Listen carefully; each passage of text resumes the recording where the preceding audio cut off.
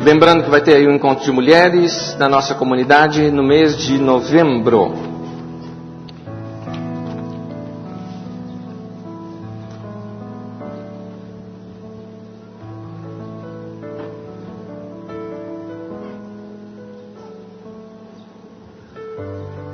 Hoje vamos começar uma nova série de ensinos. No ano de 2013 eu dei uma série aqui na nossa comunidade. Entenda bem, não era nem para ser uma série. Eu lembro que eu fui dar um estudo e eu vi que esse estudo ia dar um estudo sobre temperamentos. Quando eu vi, acabei me prolongando em um. Eu falei, então vou dedicar um culto para tratar cada um deles. Eram 4, acabou virando uma série. Fui fazendo a série à medida que ia pregando aqui com os irmãos, né? E para minha surpresa foi uma das que mais foram vendidas, mais comentadas, mais saídas da nossa comunidade. E às vezes eu me pergunto por quê, já que não tem nada de especial no assunto, é um assunto tão simples, que fala sobre temperamentos. Mesmo na questão da psicologia, existem estudos muito mais profundos, que tocam muito mais no nervo da questão dos temperamentos. Mas a questão é que nós valorizamos muito relacionamento, essa que é a verdade. A gente precisa de algumas coisas, olha só, o ser humano precisa se conhecer e ser conhecido. E também aprender a se relacionar com os diferentes. E quando nós estudamos um assunto como esse, nos ajuda muito nisso. Nos ajuda a gente conhecer nossas virtudes e nossos defeitos.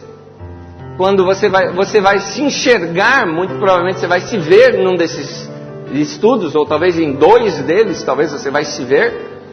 Você vai enxergar um monte de gente nesses estudos, porque você vai começando a descobrir e identificar aquela pessoa. Acontece que o que é o nosso temperamento? Nosso temperamento é o nosso defeito-virtude.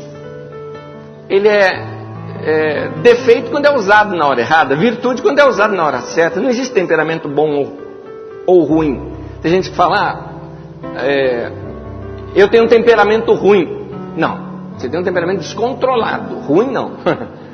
Porque tem muita gente que acha que, por exemplo, colérico é ruim. Não, colérico é ótimo. Todos são ótimos, todos são excelentes, desde que sejam bem controlados. O que tem a ver, o que é o controle do temperamento? Maturidade de vida.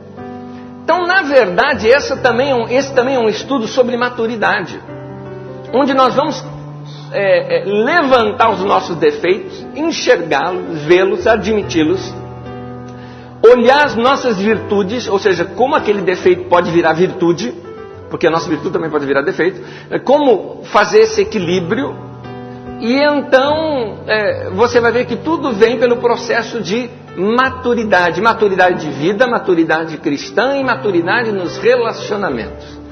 Eu acredito que é possível sim casais conviverem juntos com suas diferenças e não brigarem. Que eu digo brigar não estou falando em não entrar em desacordo, porque somos diferentes, certamente teremos desacordo, mas não precisa gritar, não precisa xingar, não precisa ofender o outro, não precisa machucar ninguém. Mesma coisa de casais, pais e filhos, filhos com pais, dentro do trabalho, com os seus amigos. É possível a gente ser maduro. É possível nós enfrentarmos as diferenças e tornarmos essas diferenças algo bom para as nossas vidas. É possível isso. Essa é a nossa intenção com essa série sobre temperamentos.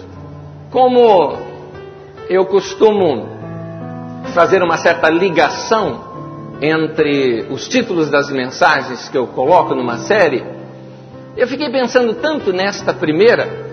Hoje eu vou falar sobre o sanguíneo.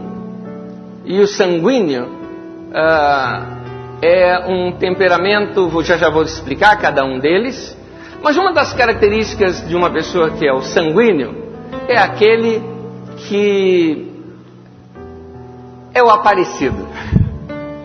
É aquele que, no meio da rodinha, primeiro conta piada, não é? É aquele que se destaca, gosta de se destacar em tudo. E essas são algumas das características, não é só essa, mas é uma delas. E em cima delas eu resolvi, ao longo das nossas 4 mensagens, que vão ser todas nesse mês de novembro, fui lembrando de músicas antigas da nossa boa música popular brasileira, e acabei pegando uma que não é uma música, na verdade, é uma paródia de uma música, e eu achei que caiu muito bem para esse tema. Tema de hoje: apareceu o aparecido, olê, olê, olá. Gente, vamos orar nesse momento, vamos pedir para Deus para falar conosco e nos orientar, e que essa seja uma mensagem que vai ajudar você a se relacionar com pessoas assim, e se você é um desses, que você saiba como tratar essa sua área do temperamento. Você vai ver que na verdade você tem todos os 4 temperamentos, 2 deles se destacam mais na sua vida. Isso eu vou te falar logo no início dessa mensagem, e quero ajudar você a identificá-lo e saber como usá-lo da melhor maneira possível. Uma pergunta apenas, daqui a pouco eu pergunto para vocês. Vamos orar antes. Vamos orar. Pai, no nome de Jesus eu peço a bênção do Senhor sobre nossas vidas. Senhor, fala comigo hoje aqui, fala com os meus irmãos. Eu oro para que o Teu Espírito Santo tome essa palavra e corrija, trate com as nossas vidas, nos ajude a aceitar um ao outro melhor, nos ajude a nos aceitar também melhor. Trata isso em nossos corações, Senhor. Oro pelos meus irmãos, que essa palavra lhes seja útil. Peço pela minha vida que eu tenha a graça e a inteligência e a sabedoria do Senhor, unção do Teu Espírito, para poder ministrar essa palavra aos meus irmãos. Em nome de Jesus. Amém.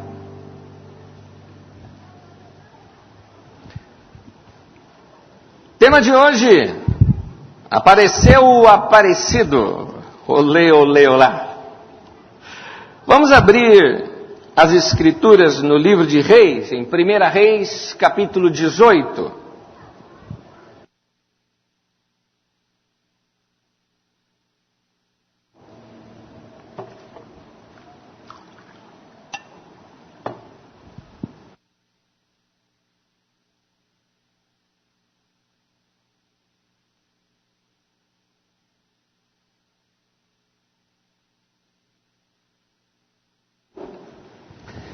Livro de 1 Reis, capítulo 18. Deixa sua Bíblia aberta, nós vamos estudar um pouquinho alguns trechos de 1 Reis 18.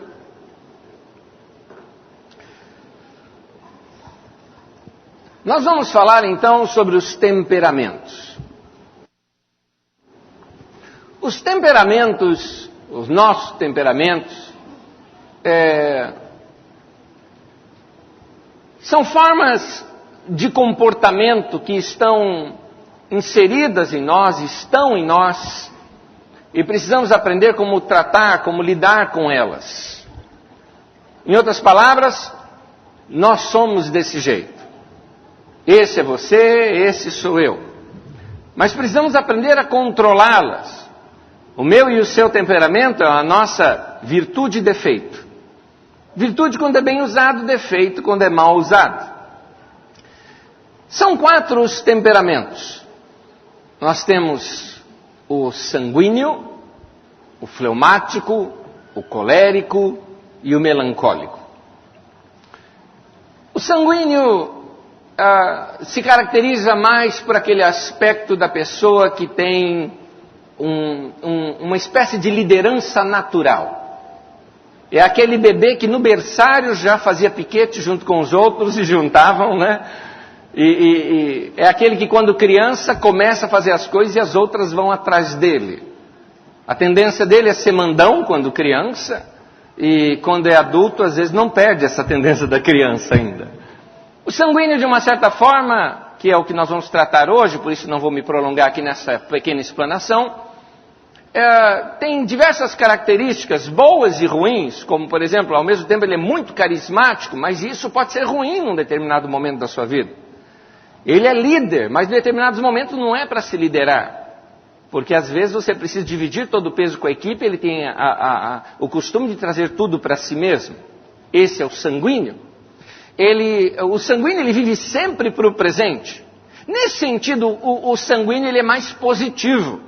Porque ele olha para o presente, ele vive a vida no presente. Agora, isso ao mesmo tempo é ruim. Ao mesmo tempo que é gostoso, você vai notar que o sanguíneo é uma das pessoas mais carismáticas que tem. É gostoso você estar junto com esta pessoa. No entanto, por viver sempre para o presente, muitas vezes não se prepara para o futuro. E aí, por não gosta de planejamento, gosta só de coisas criativas. E então, fica faltando o outro lado. Eu costumo dizer que normalmente a gente se casa com pessoas opostas a nós, principalmente de temperamentos opostos. Por que razão? Porque você viu na pessoa exatamente aquilo que te falta. Geralmente, então, um sanguíneo acaba se casando, por exemplo, com um fleumático, né? Porque o fleumático já seria um segundo temperamento que eu queria falar, é mais racional. Enquanto que o sanguíneo vive fortes emoções, o fleumático é uma porta.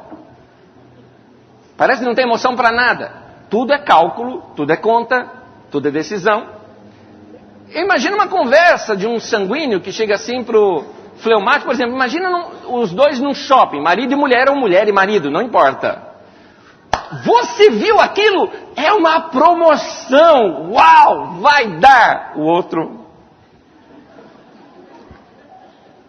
Depois de vir o 13º, a gente vai pagar tal coisa. Talvez daqui a 1 ano e meio realmente seja possível. Mas você não me entende. Não estou te entendendo. Porque, claro que eu te entendo. Você não quer comprar, só que só vai dar daqui a 1 ano e meio. Né? Você não está entendendo o que eu estou falando. E um não fica entendendo o outro. São temperamentos diferentes. Eu acho que alguns de vocês já estão começando a se ver por aí, não é? Ou identificando pessoas, não é? Assim é o fleumático. Agora, é ruim ser fleumático? Não. Graças a Deus por eles. Senão nós seríamos todos uns endividados. Nós temos também outros temperamentos, como por exemplo o colérico. O colérico é um temperamento mais explosivo, não no mau sentido, explosivo. Tanto para o lado bom quanto para o lado ruim. Ou seja... Se você precisa de uma pessoa ousada, que tome a frente, que faça antes de você terminar a frase, o colérico já foi. Ele é uma pessoa de iniciativas rápidas, de emoções explosivas e fortes, diferente um pouquinho do sanguíneo. Ele é, nesse sentido, mais intenso com relação a expor as emoções. Então... o colérico, nesse sentido, é a pessoa que mais se lança, que é mais ousada em fazer algo. Normalmente o sanguíneo, por ser líder, se ele vê uma grande coisa acontecendo lá, ele mobiliza todo mundo para ir para lá. Depois ele vai. É líder. O colérico não, ele vai primeiro para os outros irem atrás. O colérico, ele se lança para tudo. Nesse sentido, é aquela pessoa que normalmente você fala, essa pessoa ela é estourada, ela é nervosa. Pode ser, aí pode ser um outro defeito na vida da pessoa. No entanto, o temperamento colérico, ele pode ser, ele é muito útil em alguns sentidos. Primeiro, em tomadas de decisão, muito importante. O colérico, ele nesse sentido é muito motivador, muito amigo. Dificilmente você vai encontrar um colérico sem amigos. É cheio de amigos. Ele vive para os amigos. Por quê? Porque ele se dá para os outros. Ele não pensa muito para agir. Ele vive tanto presente igual o sanguíneo, ele vive tanto presente, que nesse sentido, assim, tem um cara, amigo dele, está necessitado, ele abre a carteira e dá, ajuda, tal, depois ele se vira, faz um crediário, paga, rola o cartão, não está nem aí. O importante é extravasar aquela emoção dos seus valores que ele tem. No entanto, isso pode ser um grave defeito ao mesmo tempo. Porque, no entanto, se a emoção que ele está sentindo é uma emoção ruim, se é ira, ele taca a primeira coisa que ele encontrar na frente na tua cabeça. Estoura, fala um monte. O colérico é muito sincero, o colérico. E quem não gosta de alguém sincero do seu lado? Não é verdade? É bom. Ninguém gosta de gente falsa. O colérico, ele fala tudo. Às vezes não sabe como falar, é aí que vem o equilíbrio. Se você é colérico e sabe controlar a cólera, vamos dizer assim, a explosão, você vai saber ser sincero, direto, objetivo com as pessoas, vai edificar a vida das pessoas, vai ser uma pessoa transparente, autêntica, e vai cativar mais pessoas ainda, ajudar pessoas. Mas se você não controlar, você vai ferir pessoas, vai falar um monte na hora errada. Esse é um problema do colérico. O melancólico é um quarto que eu quero citar. O melancólico é aquele que, ao contrário do colérico, que extravasa suas emoções, o melancólico, ele capta as emoções de todo mundo para si. Qual a virtude do melancólico? Excelente ouvinte. Aquele amigo, sabe aquele amigo que não te fala muita coisa, mas você gosta de estar com ele porque ele te ouve? Não é? Aquele bom ouvinte, que está ali junto, sente com você, ajuda você em momentos de necessidade. É a melhor pessoa para estar do teu lado em momentos de necessidade. Ela parece que sente o que você sente. E ele é tão sensível em relacionamento interpessoal, que ele olha para você e fala: puxa, eu vejo que você não está legal, mas ninguém percebeu, mas ele percebe. O problema do melancólico é quando ele toma tudo isso para si. Sua cama não aguenta muito, porque ele leva todo mundo na sua cabeça, né, na hora de dormir. Ele vive o problema dos outros. Acaba se entristecendo por isso, sofre mais, chora mais. Né? Acaba tudo o ferindo muito, porque suas emoções são expostas. Você imagina agora um colérico casado com um melancólico? Todos são virtude e defeito. Cada um tem a sua função e o seu melhor momento. Por exemplo, se você quiser alguém bom para a área de vendas, ou para uma recepção, ou algo parecido, colérico é o melhor que existe. A pessoa mal está chegando, ele já está indo em direção a ela. Olá, como vai? Muito bem, vamos entrando, bem-vindo aqui. Ele se expõe, ele fala, ele torna o ambiente alegre. Né? Você imagina um melancólico assim, tendo que trabalhar nessa área. Nossos temperamentos são importantes para a gente saber em que a gente deve trabalhar também. Você imagina um melancólico, a pessoa está chegando, ele fica assim, ele se encolhe. Né? A pessoa fala: algum problema? Não. Agora você imagina a mesma situação num funeral.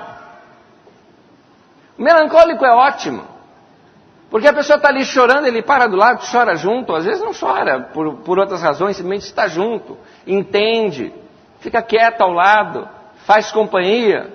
Você imagina o colérico, chega batendo no ombro: e aí, meu, beleza? Que pergunta mais tola em funeral do que essa? Olá, tudo bem? Que pergunta mais tola para um funeral. Nossos temperamentos somos nós. Nós normalmente todos nós temos os 4, no entanto, 2 deles se destacam muito em nós.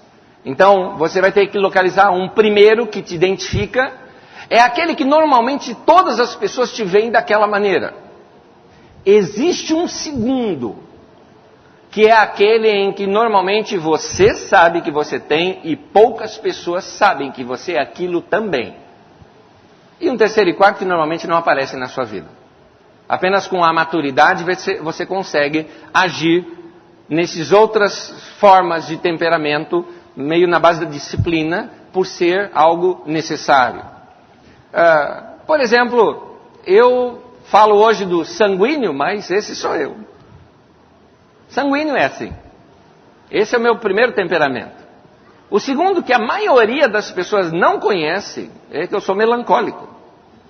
Pouca gente me conhece dessa maneira.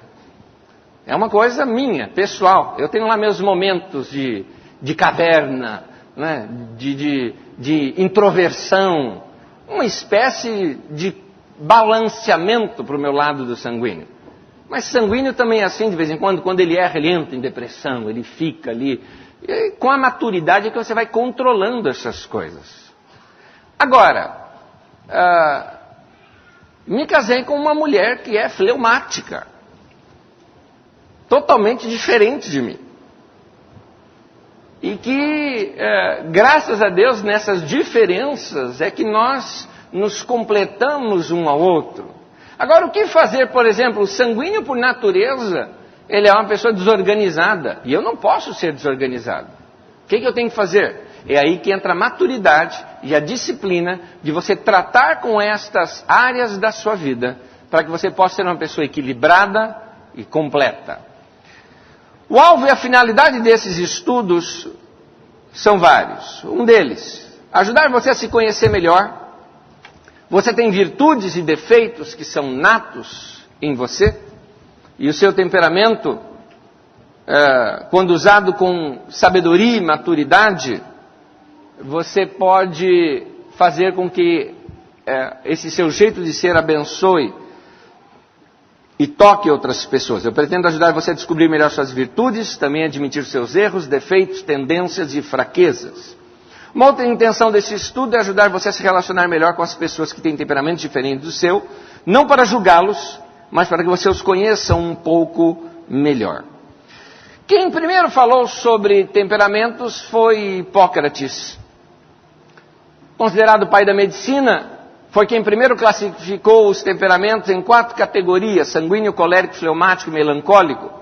Essa nomenclatura ela é usada até hoje, embora a teoria de Hipócrates já tenha sido rejeitada. Ele acreditava que os 4 humores do ser humano era devido à quantidade desses líquidos presentes no corpo e também qual seria a área da vida do ser humano que mais dirigiria esta pessoa.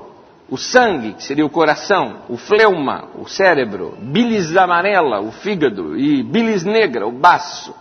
Que dependendo da quantidade de cada uma dessas químicas no corpo, levaria o ser humano a um estado de equilíbrio ou de doença. Essa era a teoria de Hipócrates, hoje já rejeitada até pela medicina. No entanto, ela ficou como uma espécie de orientação para esse nosso comportamento, porque de fato esse comportamento existe.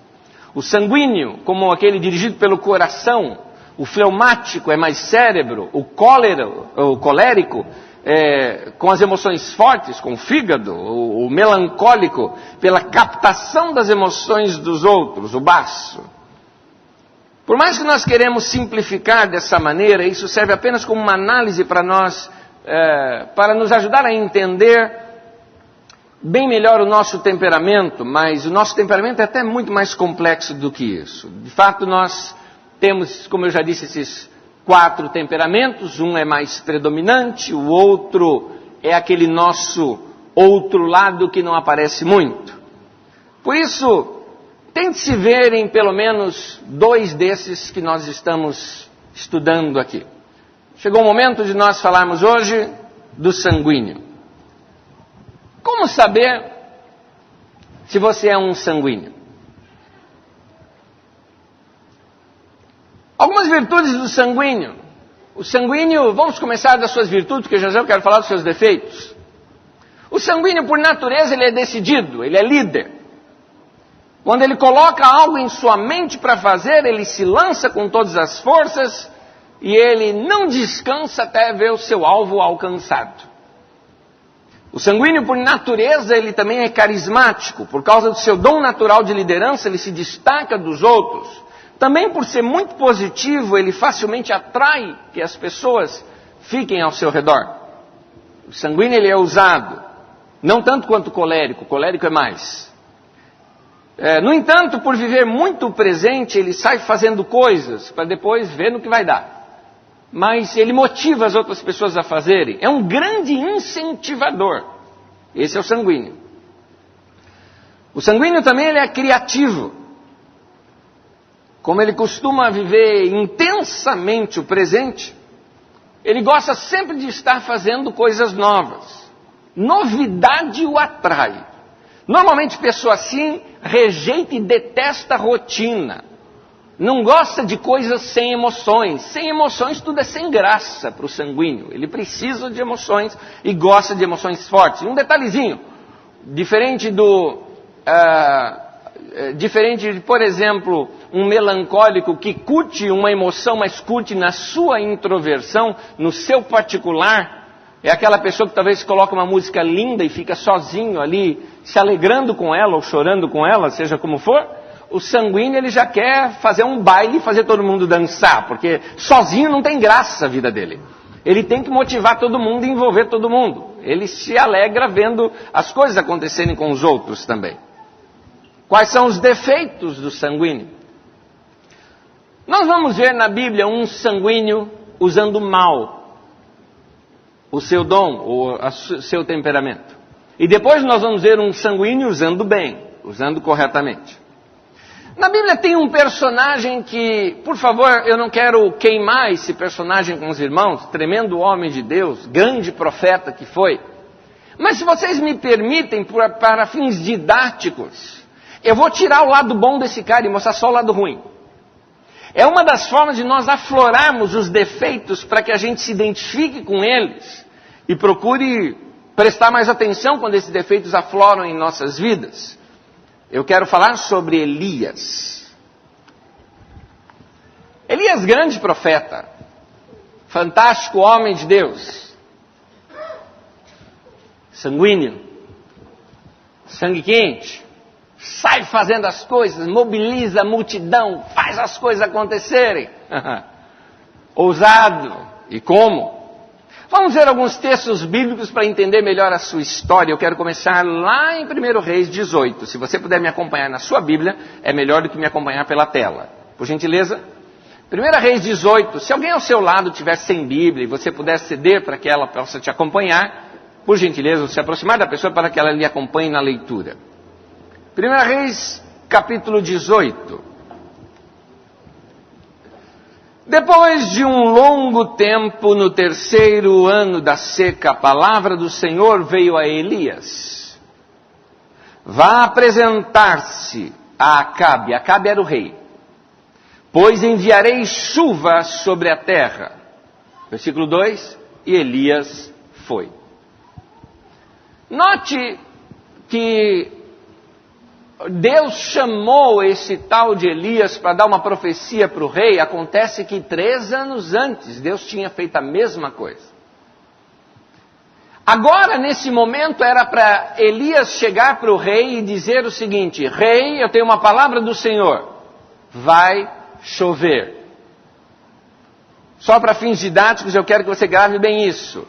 Era para ele chegar para o rei e dizer, vai chover. Fala isso comigo. Vai chover. Então era para ele chegar para o rei e falar, rei, o Senhor me enviou para te dizer que vai chover. Era isso.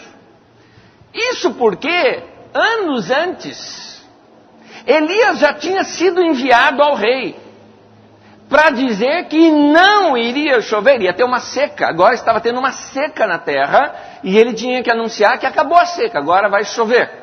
Vamos voltar para a gente entender o contexto. Capítulo 17 agora. Versículo 1.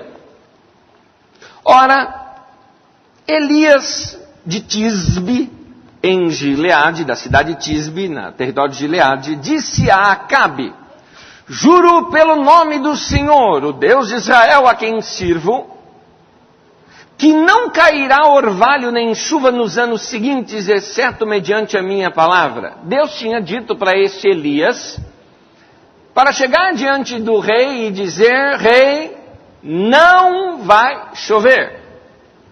E Elias foi 3 anos antes daquele primeiro acontecimento, daquele primeira leitura que nós fizemos. Vamos analisar um pouquinho sobre vamos analisar um pouquinho esse momento do ministério aqui de Elias. O ministério de Elias, no seu início, ele é cheio de virtudes. Um cara obediente.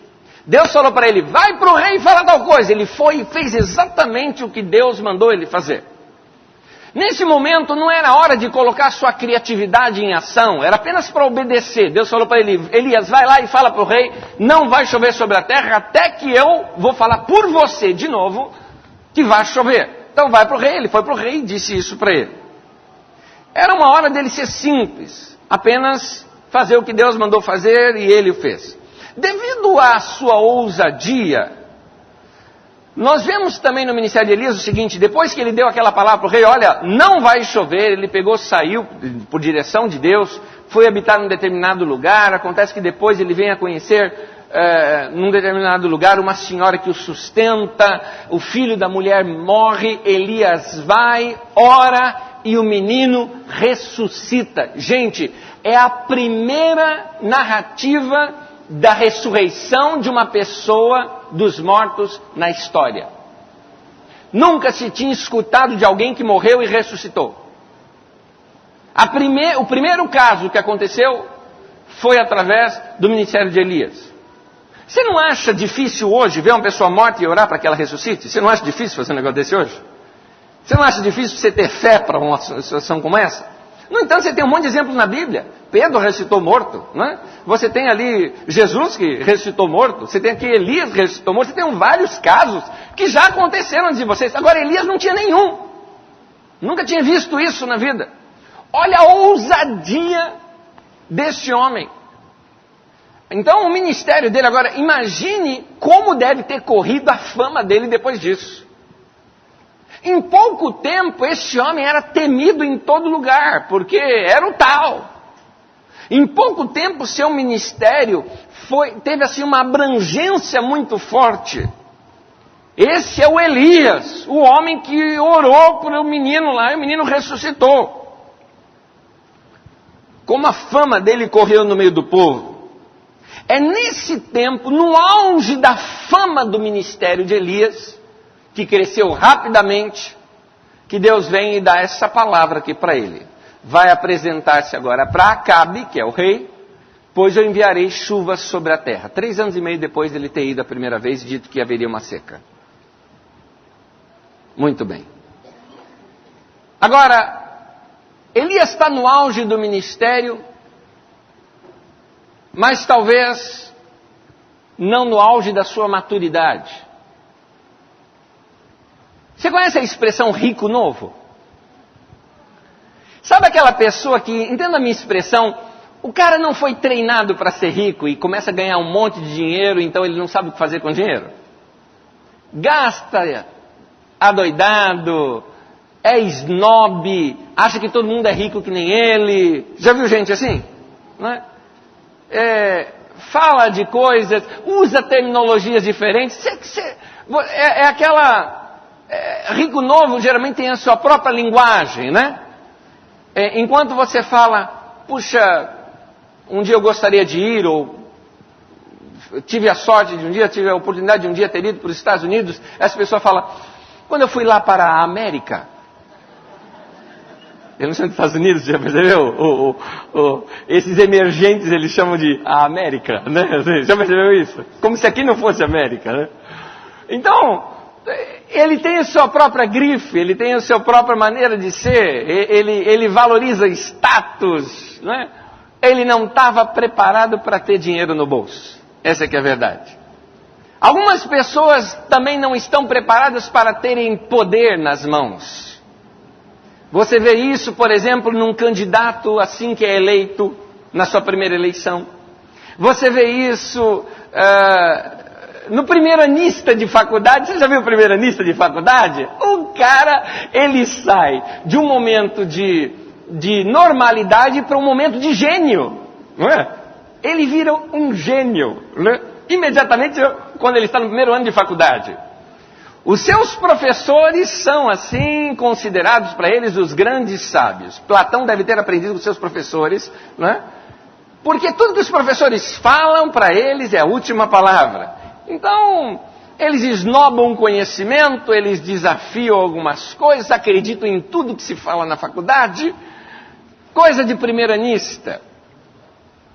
Algumas pessoas passam isso no ministério, e foi o caso de Elias. Ganhou auge repentinamente e tem que enfrentar o próprio rei e dar uma palavra para o rei, só que agora já pela segunda vez, lembrando que a primeira se cumpriu. Não vai chover, não chove.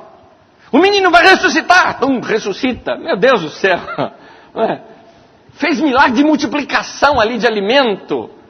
Foi um negócio fantástico o ministério desse cara. E aqui na leitura, você está aí acompanhando em 1 Reis 18, no versículo 8, nós vemos já a primeira falha. Deus disse que era para ele ir e se apresentar para o rei. E ele aproveita a situação e pede para ser anunciado. E depois você ainda vê que é o rei que vai até ele e ele fica esperando. Porque Deus tinha falado para ele, você vai e se apresente para o rei e diga. No entanto, 1 Reis 18, versículos 7 e 8. Quando Obadias, que trabalhava com o rei, mas servia o Senhor, estava a caminho, Elias o encontrou. Ele acabou se encontrando com Elias ali. Obadias o reconheceu, inclinou-se até o chão e perguntou, és tu mesmo, meu senhor Elias? Elias era famoso. Obadias chegou, eu não acredito, é o Elias, eu estou diante do Elias. Versículo 8, Elias responde, sou, respondeu Elias. Vá dizer ao seu senhor, que era o Acabe, que Elias está aqui.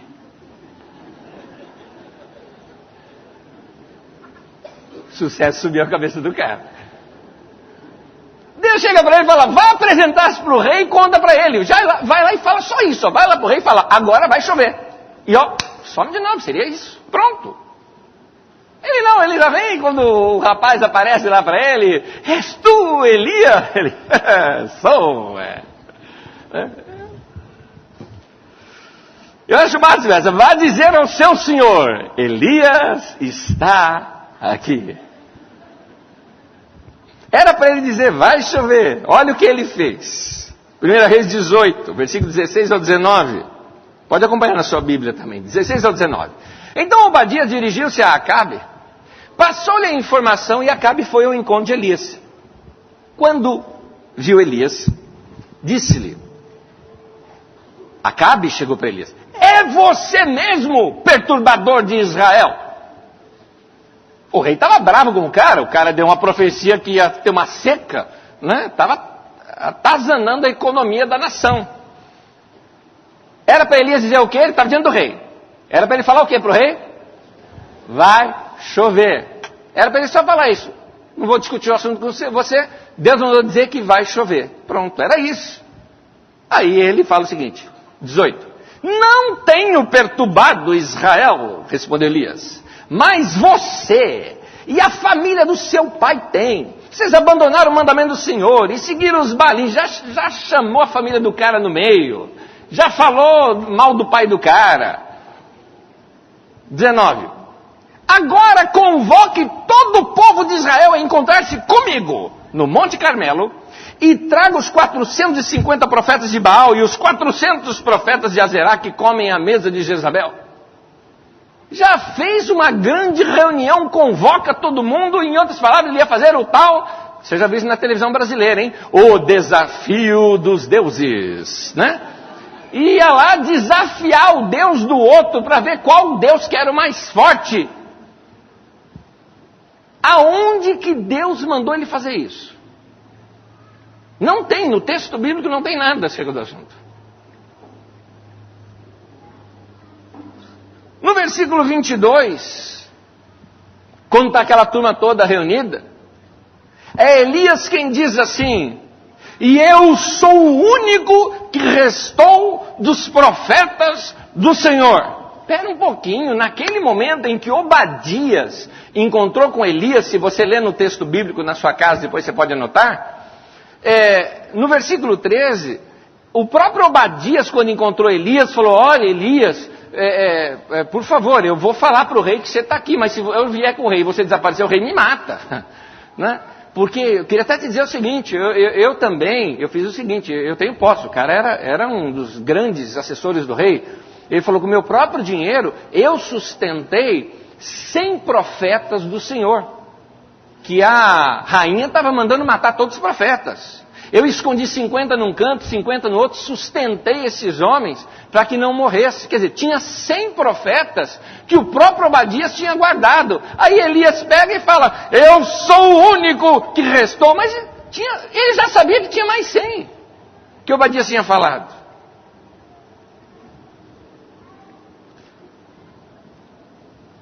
No versículo 24, se você seguir na sua Bíblia, você vai ver como o carisma de Elias era grande. Conquistou o povo. juntou ali os profetas de Baal, a multidão toda, e decidiu, vamos fazer o seguinte, hoje nós vamos provar quem que é Deus aqui. Ou é o de Baal ou é o nosso, ou é o que eu prego. E o povo, é isso aqui, o povo quer ver, né? Ele falou, não sai vivo daqui, o povo. Ele trouxe o povo, é o que o povo quer.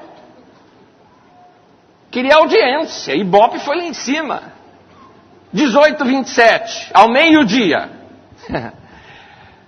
Elias começou a zombar deles. O que aconteceu? Os profetas de Baal foram lá, eles tinham construído lá um altar, jogou água em cima, depois, esse é o caso de Elias, aliás. E ele falou que o Deus que respondesse com fogo era o Deus verdadeiro. Os profetas de Baal fizeram lá o culto deles, os rituais deles, fizeram suas danças, entraram em transe, se cortaram e clamaram, Baal, Baal, Baal. E Baal não respondeu, porque Baal não existe. Isso que é verdade. E Baal não respondeu e nem nada. Agora, eu queria lembrar a vocês o seguinte. Israel nesse tempo tem sobre seu governo uma rainha que manda e um rei que é um boca aberta. Jezabel era quem mandava. Acabe era um BA, boca aberta. Jezabel era filha do rei de Tiro. O rei de Tiro, ele era, na verdade, um sacerdote, sumo sacerdote de Baal. Provavelmente esses profetas de Baal eram discípulos do pai dela. Ela tinha implantado essa religião sobre Israel. E agora vem Elias e começa a zombar deles. Aqui no meio-dia, Elias começou a zombar deles. É bem humorado esse Elias, né?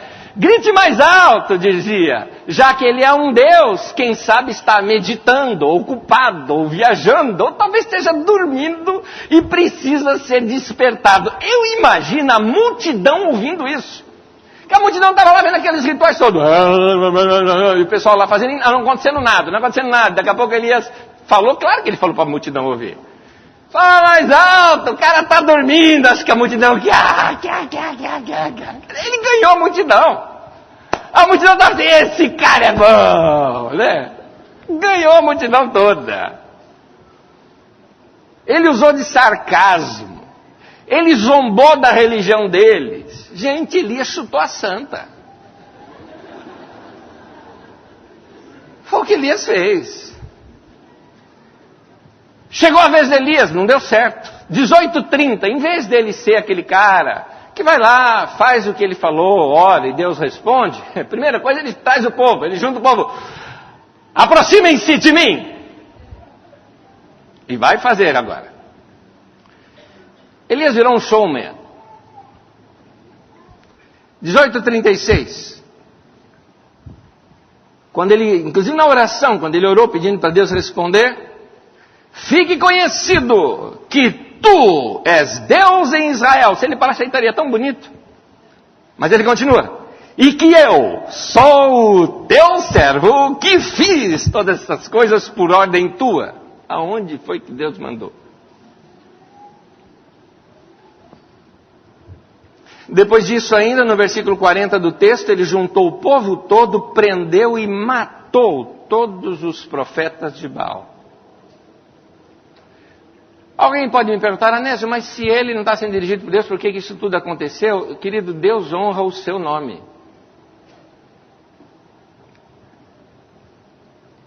Deus honra o seu nome. Deus tinha interesse na nação de Israel. Deus não concordava com aquele negócio do culto a Baal.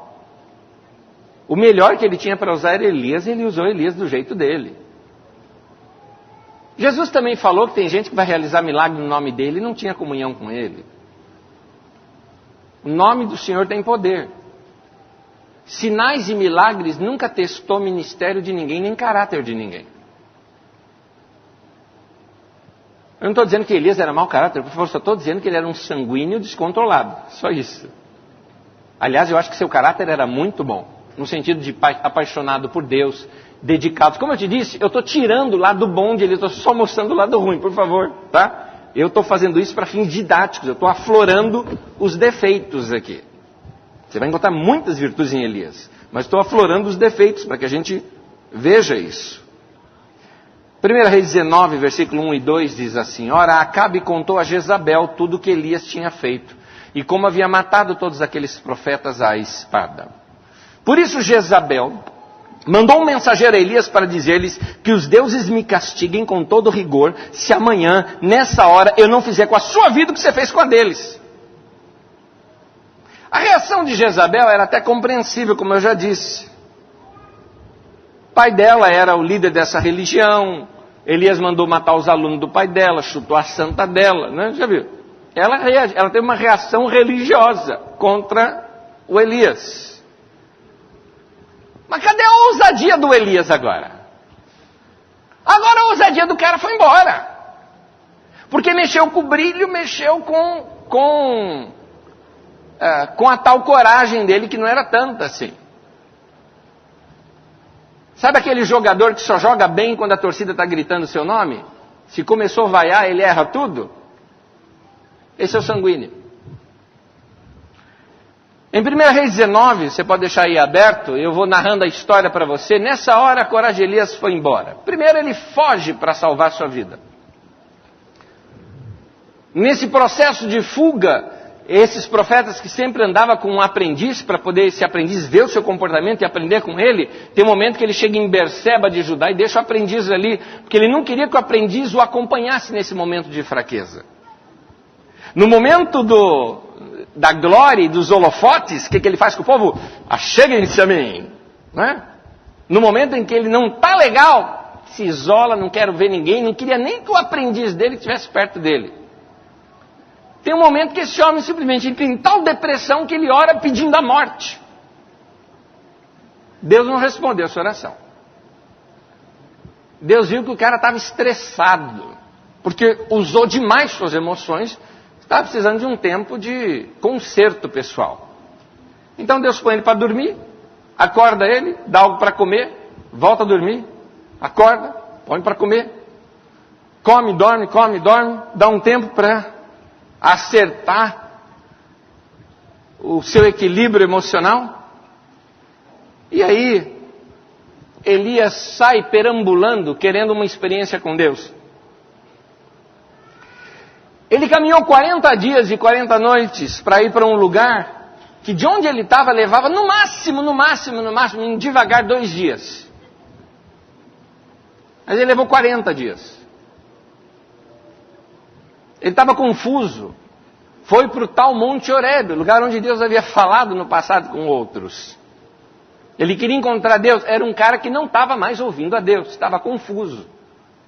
Ele entra numa caverna. Finalmente Deus fala com ele lá dentro da caverna. Em 1 Reis 19, versículo 9, Deus fala com Elias. O que você está fazendo aqui, Elias? No 19:10, Elias ainda tenta depois explicar para Deus. Deus, eu tenho sido zeloso. Sou o único que sobrou. Ele já sabia que não era o único, mas ainda está insistindo nessa história. Deus ainda responde para ele que era mais do que aqueles 100 que Obadias tinha guardado, que ainda tinham 7.000 que não tinham abandonado o Senhor. 19:18 fala isso, 7.000 em Israel, todos aqueles cujos joelhos não se inclinaram diante de Baal. Aí vem a palavra do Senhor para Elias. 1 Reis 19:15 fala, volte pelo caminho por onde você veio. Volta lá atrás.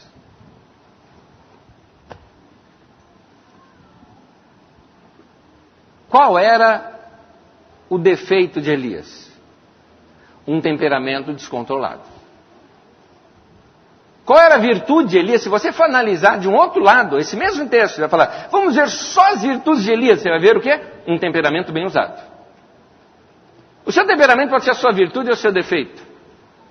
E agora estamos num momento em que Elias errou assim ao ponto de entrar para a caverna. Qual a solução? Deus fala, a solução? Volta lá pelo caminho de onde você veio. Volta lá atrás e começa a consertar tudo. Isso é chamado arrependimento. Tem que mudar. Tem hora, querido, que você vai fazendo coisa, e para justificar essa você faz essa, para justificar essa você faz essa, para justificar essa você faz essa, que hora você tem que parar tudo e falar, gente, olha, está tudo errado, peço perdão, eu vou mudar, volta lá atrás e começa a consertar tudo. Volta pelo caminho que você veio. É assim que se conserta. Gente, como eu disse, temperamento pode ser sua virtude ou defeito, depende de como você usa. Um sanguíneo, humilde, é lindo de ver. Se você vê um sanguíneo e vê o cara agindo com humildade, é lindo de ver.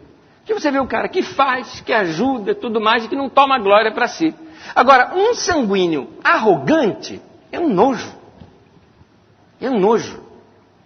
Você já deve ter visto isso no trabalho, ou algum amigo, que talvez devido à sua liderança cresceu profissionalmente, mas por não ter um caráter bem tratado, temperamento descontrolado, ficou soberbo, arrogante depois que cresceu.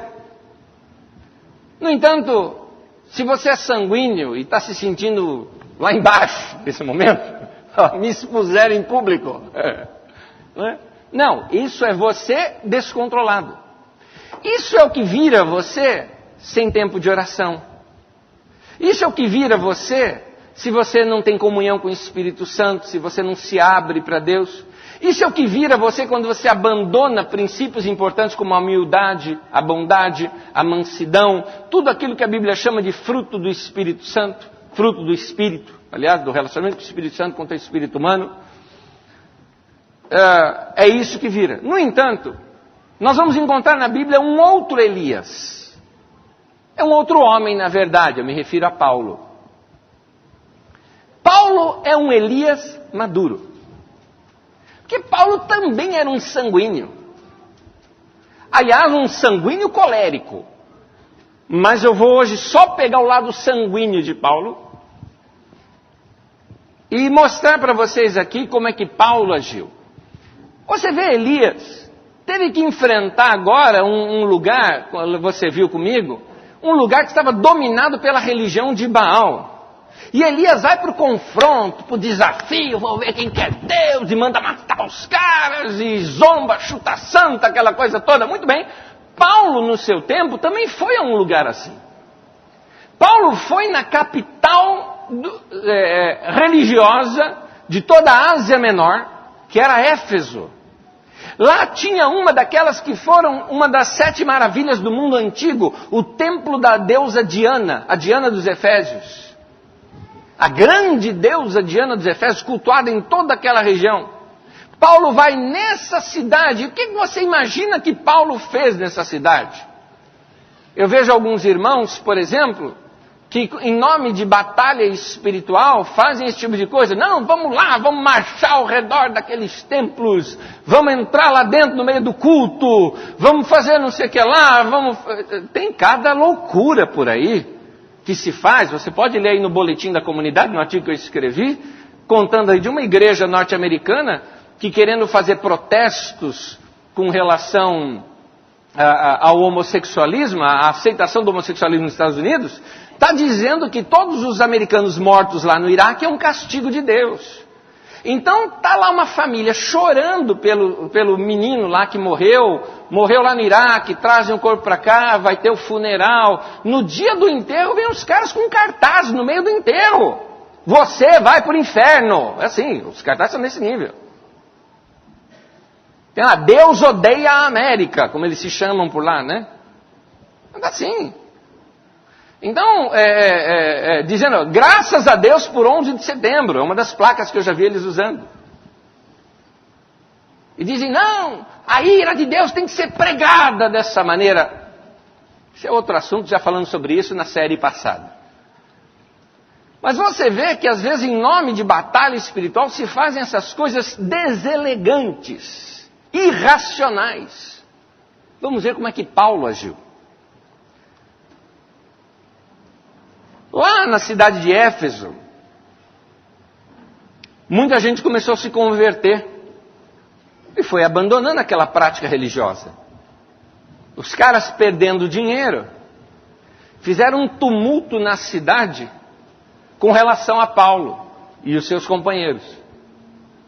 E nesse tumulto juntaram todo mundo num grande anfiteatro e expuseram Paulo ali. Aquele era o momento, talvez, se fosse Elias, a cidade inteira se reuniu, um grande anfiteatro. Pra você ter uma ideia, o anfiteatro aqui da Grécia, esse de Éfeso, por exemplo, uma vez eu até mostrei fotos dele aqui, para você ter uma ideia, a arquitetura era tão boa, que você falando num tom baixinho, lá do último degrau, do último lugar da arquibancada, daria para você ouvir. Lugar excelente para um discurso. Se fosse Elias, aquela multidão toda, opa, veio todo mundo, aqui que eu vou pregar agora. Vou falar um monte para esse povo. Paulo ficou quieto o tempo todo. Quem foi defendê-lo foi um dos grandes da cidade, um dos líderes da cidade.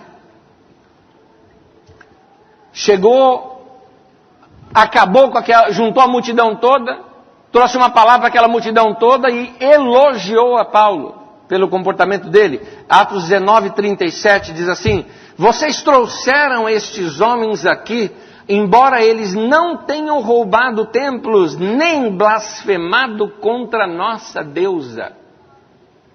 Nas pregações de Paulo ele não ficava assim, Diana, isso não é nada, isso é barro, isso é... Paulo não chutou a santa. Quando você vê Paulo em Atenas, por exemplo, na Grécia, uma cidade que em cada esquina havia um altar a um deus. Como é que Paulo trata uma cidade tão idólatra como aquela? Porque ele tem uma chance de falar em público. Os próprios gregos o colocam no melhor lugar para discurso que tem, vão ouvi-lo, ele poderia chegar assim e falar, vocês são todos uns idólatras, né? Esses deuses aí, ó, não vale nada. Essa religião de vocês é perversa, vocês estão cultuando os demônios, podia falar qualquer coisa assim, mas Paulo não fez isso. Atos 19, Atos 17, me desculpe, desde o 22 até o 30, diz assim: então Paulo levantou-se na reunião do Areópago e disse, atenienses, vejo que em todos os aspectos, gente, essa expressão aqui é uma expressão de elogio. Vejo que em todos os aspectos vocês são muito religiosos. Paulo estava elogiando os atenienses pela religião deles, falando, puxa gente, vocês são religiosos, vocês são devotos. 23. Pois andando pela cidade, observei cuidadosamente os seus objetos de culto e encontrei até um altar com essa inscrição, ao Deus desconhecido. E aí continuando. Ora, o que vocês adoram, apesar de não conhecerem, eu lhes anuncio. Olha a inteligência de Paulo. Na própria religião dos caras, os caras cultuavam tantos deuses que eles tinham medo de deixar um Deus chateado. Então eles criaram um altar lá, o Deus desconhecido, aquele que existe aí, a gente não conhece, mas para o cara não ficar chateado, porque a gente criou um para ele. Paulo, quando viu isso, falou, gente, esse que vocês já até adoram sem conhecer, é ele que eu vim falar para vocês, é dele. Olha a inteligência de Paulo em tratar uma situação como essa. 24.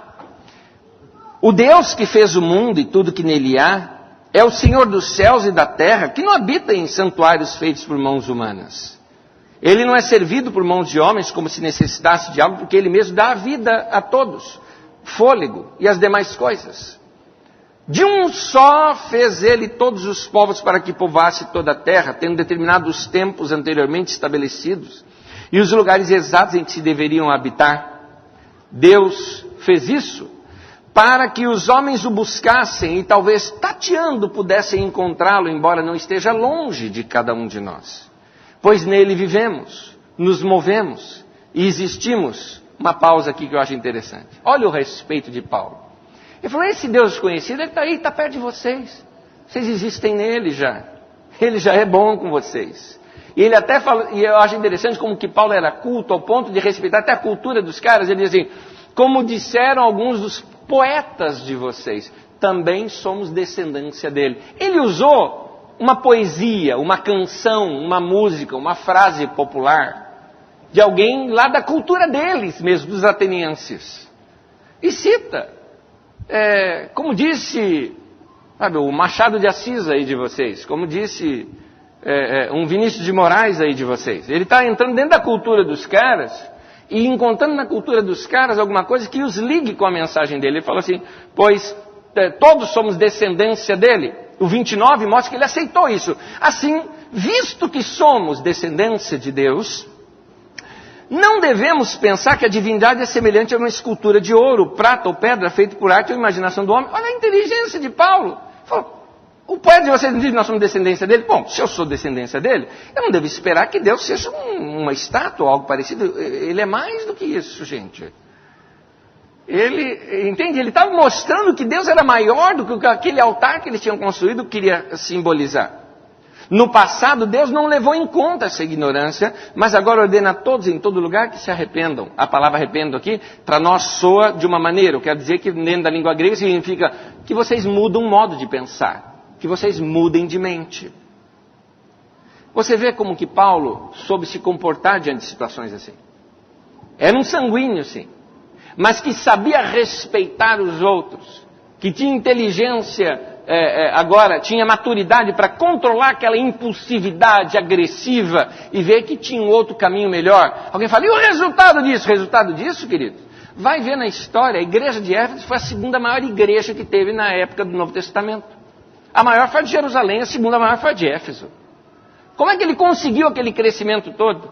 A igreja em Éfeso cresceu. O cristianismo no primeiro século teve uma das bases do cristianismo no primeiro século foi a cidade de Éfeso. E onde foi parar a Diana dos Efésios? Só tem um pilar, metade de uma coluna daquele templo até hoje lá. E essa deusa não é mais cultuada. Então, de que maneira ele fez essa batalha espiritual, assim chamada por alguns crentes hoje? Paulo foi, respeitou as pessoas, mas continuou pregando o evangelho, amando pessoas, tocando vidas, indo no relacionamento pessoal, sem ser agressivo com as pessoas. Paulo também não fugiu para salvar a vida como Elias. Quando disseram para ele que ele seria preso em Jerusalém, ele falou, estou disposto até a ser morto, se for necessário, por amor a Cristo. Ele não se importou com isso. Foi maduro para lidar com situações difíceis da sua vida. E é esse o ponto que eu quero falar com vocês. Maturidade. É isso que você, meu caro sanguíneo, precisa. Maturidade. Seu temperamento é maravilhoso. Você é uma pessoa necessária, do jeito que você é. Mas precisa de maturidade para ajudar a controlar esse seu temperamento e saber como tratá-lo, usá-lo da maneira correta. Então vão alguns conselhos para você que age dessa forma, que é líder, que toma frente, vai fazendo.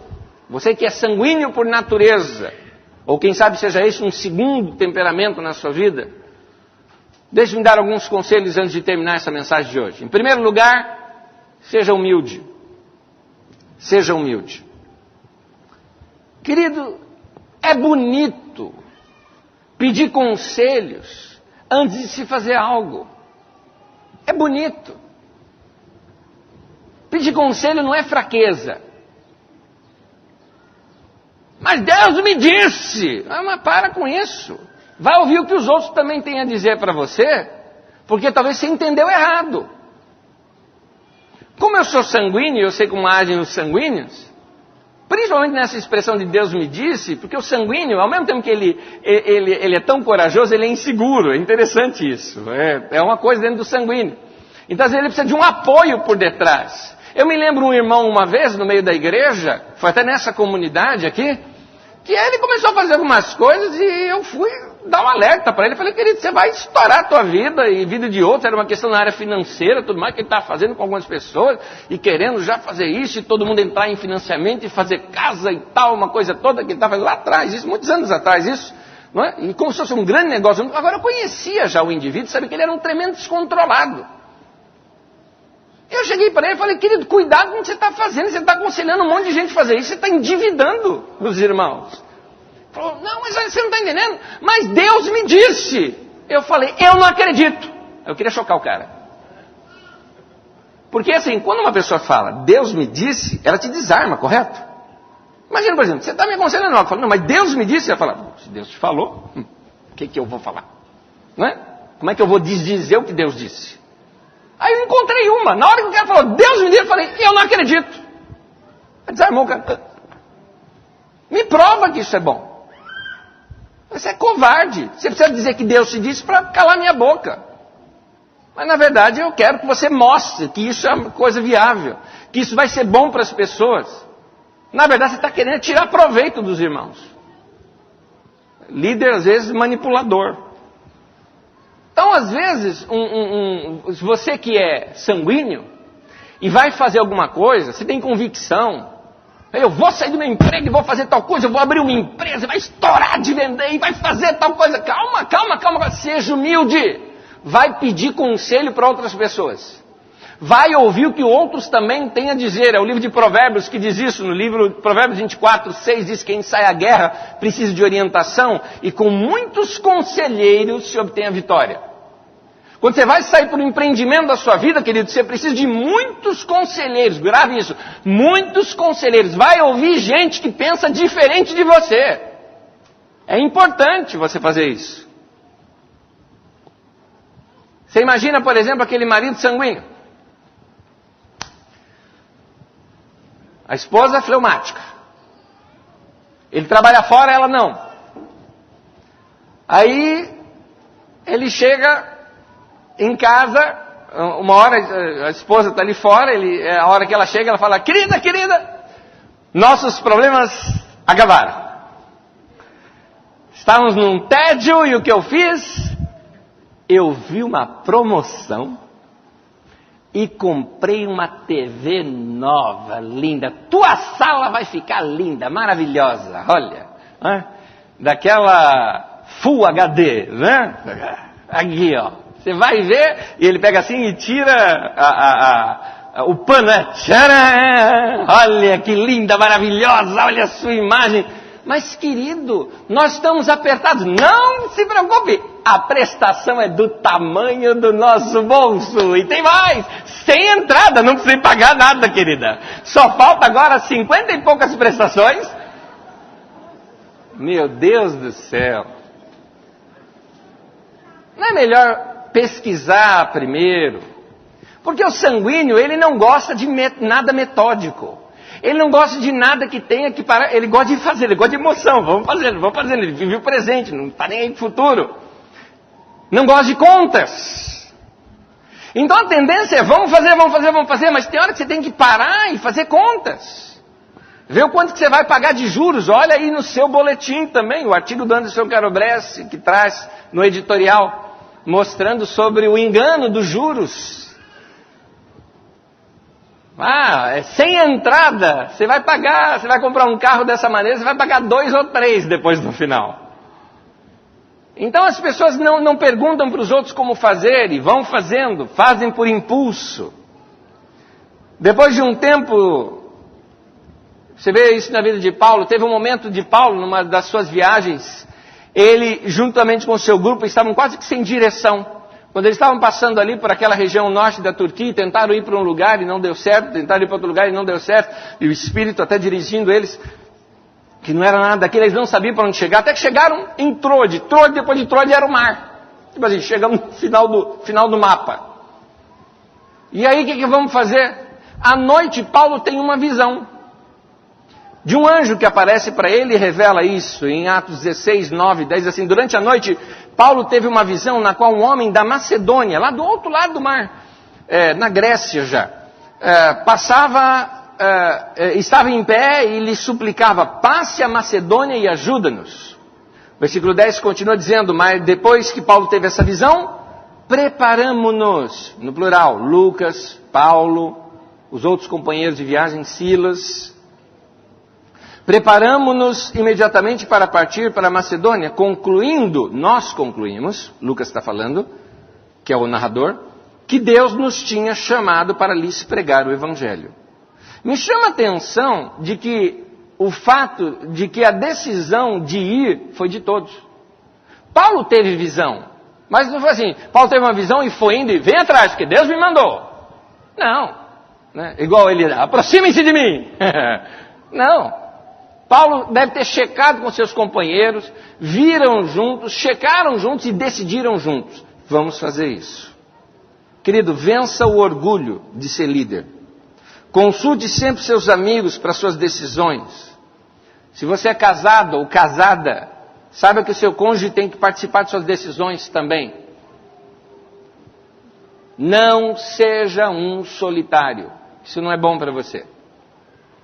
Paulo, ele trabalhava em equipe. Ele não era um homem sozinho e isolado. Ele sabia juntar pessoas, ele sabia consultar os amigos, consultar os irmãos. Faça isso também se você é um sanguíneo. Segundo conselho, seja disciplinado.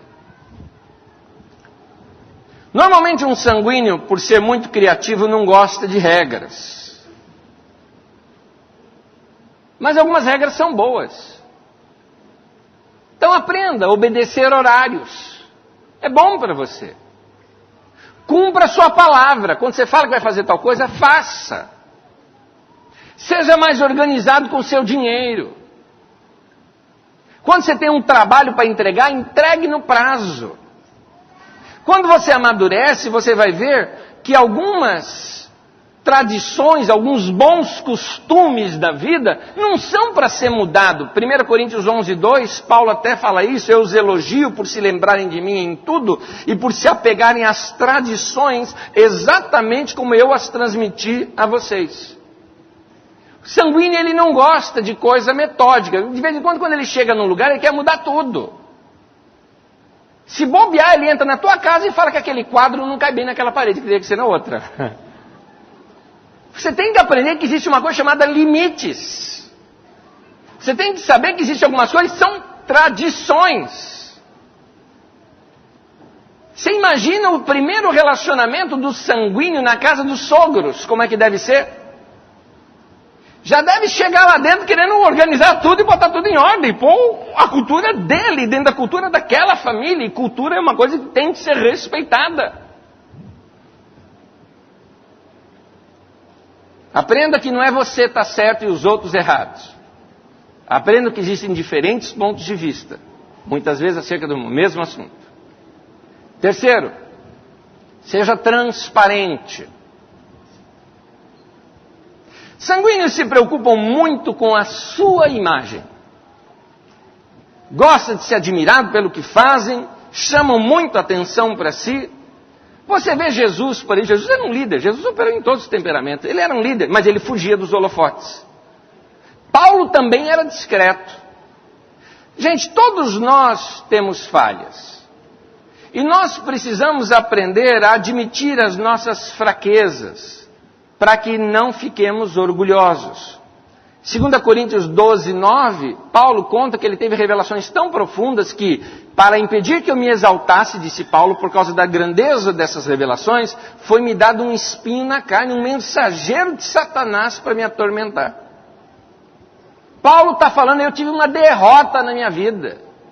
Eu tenho uma situação na minha vida que não muda. Eu tenho uma situação na minha vida que eu não consigo mudar.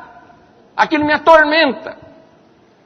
Mas por que Paulo admite isso? Ele fala, porque senão eu ia me tornar orgulhoso. Ele aprendeu que vida vitoriosa não significa ter que vencer todas. Vida vitoriosa não significa que você tem que se dar bem em tudo. Derrotas fazem parte da vida. Aprenda isso. Ele aprendeu com as derrotas. Ele aprendeu com a fraqueza. Sentir-se fraco fez bem para o caráter de Paulo. Ele mesmo disse em 2 Coríntios 12:10, ele diz, pois quando eu sou fraco, é que eu sou forte. O melhor caminho, querido, é o caminho da transparência. Não tente se passar por super-herói. Admita que você também tem defeitos, que você precisa de outros, que você não é o tal. E quarto e último, seja elegante. Quem é líder por natureza, às vezes atropela as pessoas e nem nota. A elegância nos faz ser cuidadosos com aquilo que falamos. É como se antes de falar, nós escutássemos primeiro o que nós falamos, para saber como é que isso vai soar aos ouvidos daquele que ouve. Quando você for falar com os outros, seja elegante, não apenas sincero. Você já percebeu que tem gente que se orgulha de ser grosseiro? Tem gente que fala assim, não, eu digo o que eu tenho que dizer mesmo, eu sou sincero, se dane o resto, eu falo o que tenho que falar. Peraí, não é por aí. No término dessa mensagem, eu quero ler um trechinho de uma mensagem ministrada há pouco tempo aqui na comunidade, chamada Grosseria Ninguém Merece. Esse é um trecho da mensagem que eu preguei aqui na comunidade. Diz assim, a elegância exige que você deve pensar antes de falar. A forma como você fala pode aumentar ou diminuir o sentido do que você quer dizer. Se você quer ter bons relacionamentos, é importante você aprender isso.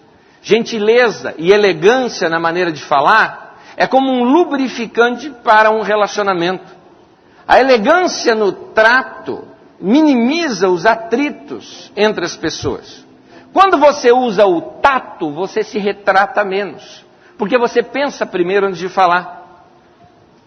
Como cristão, é claro que você tem que ser sincero, mas isso não te exime de ser também elegante na maneira de falar. Definições para esse tato. Tato é o que você pensou, mas não disse. Tato é a habilidade de dizer a verdade sem fazer inimigo. Tato é saber como mudar de assunto para evitar um conflito.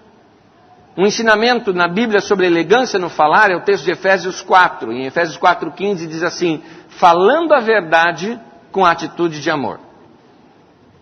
Nós já vimos no texto aqui de hoje, você se lembra como é que Paulo falou com os atenienses acerca dos deuses deles?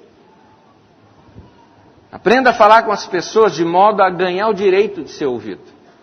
Paulo foi elegante, por isso ele ganhou o direito de ser ouvido. Quando Paulo era novo, ele brigou com Barnabé, se recusando a andar com o tal de João Marcos. Provavelmente o problema era teológico, que João Marcos era da turma dos judaizantes. No entanto, depois de ter amadurecido, Paulo já estava andando junto com João Marcos e dizendo que ele era dos judaizantes e na boa, vamos andar junto. Ou seja, um homem maduro, ele sabe andar com gente que pensa diferente dele. Você não precisa pensar igual a mim para andar comigo. Eu respeito sua forma de pensar. Este é um homem maduro. Não estou dizendo para você ser uma pessoa sem convicções, mas estou dizendo para você não ficar colocando as suas convicções pessoais em cima da cabeça dos outros. Então, não imponha, exponha. Não põe sobre a cabeça, põe sobre a mesa. Vamos conversar e vamos discutir. O que eu estou falando para você? Muitas vezes, no seu ato de liderança, é bom você andar um pouquinho de freio de mão puxado. Porque senão você vai à frente, atropela pessoas, machuca pessoas, e isso não é bom para você. Que as provas da vida te ajudem a amadurecer mais rápido, e que você venha ter um temperamento controlado, de maneira que você possa usar esse dom maravilhoso que você tem de liderança, para edificar a vida das outras pessoas, e ajudar a vida de outras pessoas. Amém? Vamos ficar em pé, queridos?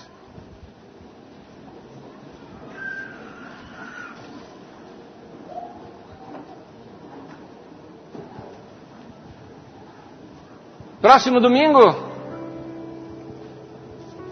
vou falar com os coléricos. Tema da próxima mensagem, Mr. Bombastic.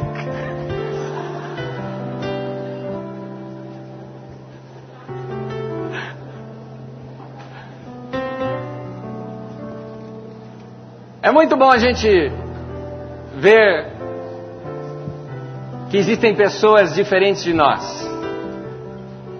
E que, assim como nós, são necessários também. É bom conhecer os nossos defeitos e deixar que as pessoas nos conheçam exatamente como nós somos, assim nós não precisamos nos falsificar para ninguém. Não é verdade? Hoje você vai para casa e se você é um sanguíneo, você já sabe, puxa vida, eu preciso orar mais. Porque o sanguíneo ele é tão líder, que você vê Elias, sai fazendo as coisas sem sequer perguntar para o próprio Deus o que deve fazer. Ele é mais líder do que Deus, você imagina na cabeça dele? Não é? Claro que sem controle. No entanto, você vê um Paulo que recebeu um anjo, uma visão de Deus, mas chama os amigos, e aí, Deus me falou isso, o que vocês acham? Nós decidimos, é isso aí, Paulo, direção de Deus, legal. É interessante que Lucas não fala assim, Paulo então nos dirigiu, ele fala, não, nós fomos.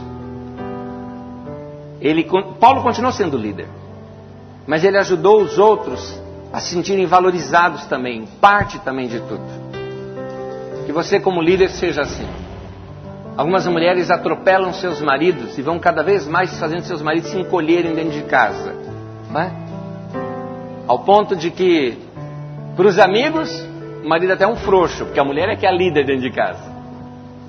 Na verdade, você pode ser sanguínea, líder, talvez você tenha iniciativas muito mais do que seu marido, mas por que não juntar com ele, decidir as coisas juntos, a tal ponto de que quando forem narrar, falar, não, nós decidimos fazer tal coisa. Trabalhar em equipe é a melhor coisa que tem. Ser solitário, quando um líder ele faz tudo sozinho, ele termina a vida na caverna, igual Elias. Mas se você aprender a segurar um pouquinho mais, você vai terminar a sua vida junto com os amigos, ao lado de gente até que pensa diferente de você, como foi o caso de Paulo, que o João Marcos estava com ele nos últimos dias. Gente que pensava diferente dele, estava lá junto com ele, na prisão, na época da sua morte, mas ele estava acompanhado de gente. Que Deus te abençoe, te leve a controlar essas áreas da sua vida. E você que conhece um sanguíneo, já sabe os seus defeitos, você viu também as suas virtudes, como eles são importantes. O que seria de um mundo sem líderes, não é? O que seria de um mundo sem gente que nos incentivasse? Sem o sanguíneo e sem o colérico também, o mundo fica nublado, não é? Eles trazem muita alegria para a gente. Então tem que ser incentivados.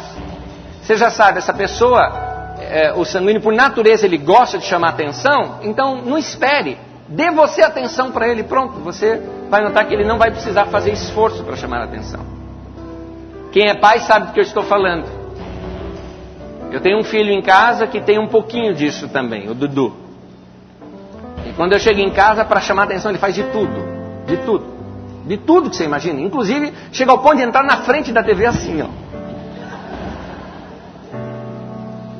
É claro, um olha para o outro e a mais ele quer chamar a atenção. Vamos dar atenção. A hora que você dá atenção, acalma aquilo tudo.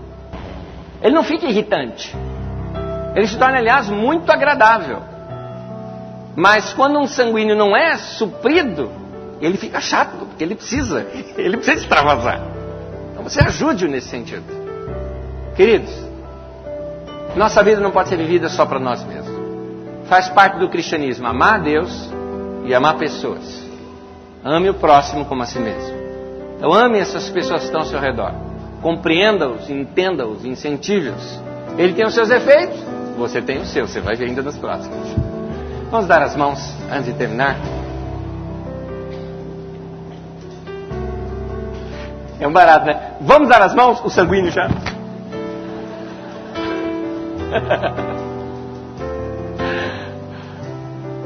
Eu amo vocês, queridos. Espero que vocês também me amem com todos os meus defeitos também. Vamos orar juntos. Vamos abençoar uns aos outros. Vamos pedir a graça de Deus sobre a nossa vida. Pai, obrigado por podermos ser transparentes aqui entre nós. Estamos numa reunião de família diante do Senhor. Obrigado por entender os nossos defeitos, nossas falhas, quem somos e o que somos.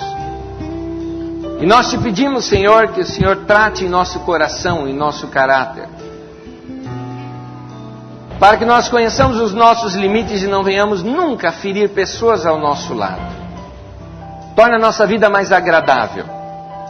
Use os nossos dons e talentos, use o nosso temperamento também para a glória do Senhor. Peço que o Senhor abençoe os meus irmãos que estão aqui, que seus relacionamentos melhorem, que eles cresçam em relacionamento, que eles prosperem nas suas amizades, na vida familiar, vivam uma vida melhor, para a glória do Senhor, em nome de Jesus. Amém. Amém. Amém. Só uma coisinha para terminar. Esse estudo está incompleto. Incompleto porque não dá para falar tudo sobre o assunto. Incompleto porque ainda precisa dos outros 3. Então, esse mês se programe para você estar todos os domingos, ouvir todos, porque um vai complementando o outro. Assim você consegue, no todo, conseguir um entendimento melhor sobre esse assunto. Tá bom? Deus abençoe vocês. Aproveita que hoje não está tão calor, dá um abraço de novo no seu irmão. Olha que gostoso, né? Dá um abraço, vá em paz. Deus te abençoe.